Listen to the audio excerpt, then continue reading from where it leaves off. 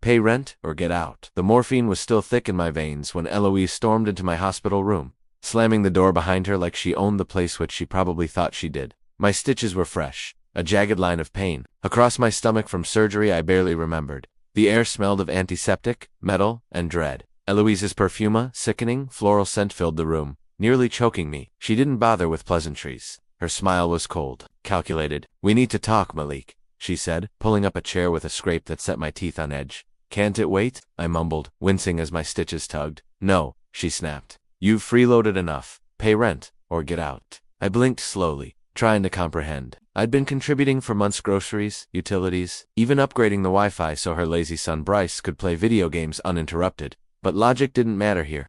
Eloise was on a mission. "No," I whispered, too exhausted to fight. The room spun. Her hand moved faster than I could react, connecting with my cheek like a gunshot. I crashed to the floor, my stitches tearing open. Blood seeped through my hospital gown. Nurses flooded the room, shouting, security running in behind them. Eloise was escorted out, banned from the facility. As they stitched me back up, something inside me broke open, to a realization that I'd been silent far too long. I wasn't going to take it anymore. 3 months earlier, budget cuts, Janet said softly, avoiding my eyes as she handed me the folder that destroyed my world.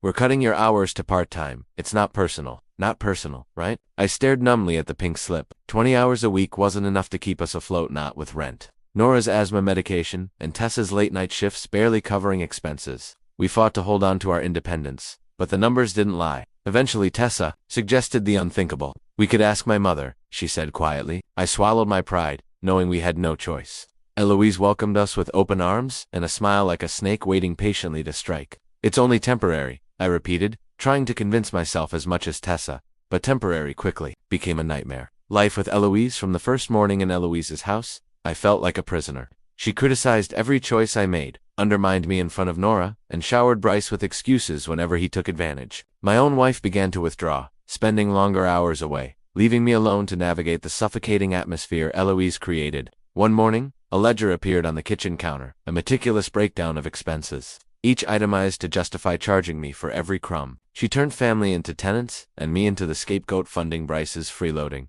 Then came the attack. Bryce's pit bull lunged at a delivery driver, and I intervened instinctively, taking the brunt of the attack myself. Bloodied and stitched up in the ER, I returned home to another invoice. Medical bills, an ambulance fee, even a charge for disrupting the household peace. Something snapped inside me. Eloise wasn't family, she was my abuser.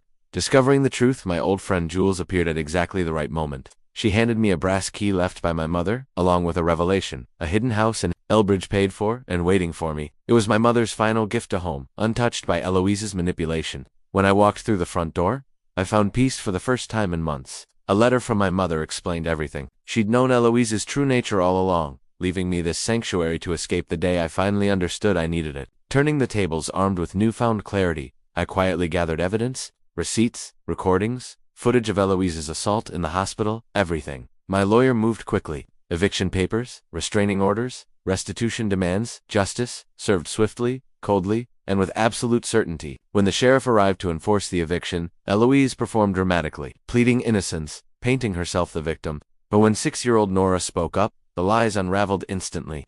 "You hurt my dad," Nora said quietly, her voice clear and unafraid. "That's why we're leaving."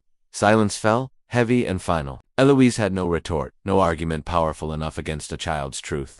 Reclaiming our lives 2 weeks later, Nora and I moved into a cozy cottage purchased with the proceeds from selling the Elbridge house. For the first time, decisions were ours: alone paint colors, pancakes for dinner, and the freedom to laugh without fear. Therapy helped me recognize that survival wasn't peace, and silence wasn't love. We deserved more, and finally, we had it. Standing in our new garden, Nora looked up from the flowers she'd planted herself. "Dad, is Grandma mad?" "Probably," I answered honestly. "But we're safe now, and that's all that matters."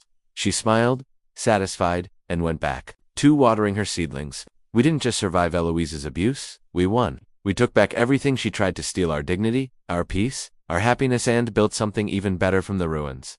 In the end, the best revenge wasn't confrontation or anger. It was simply living well. To ask ChatGPT.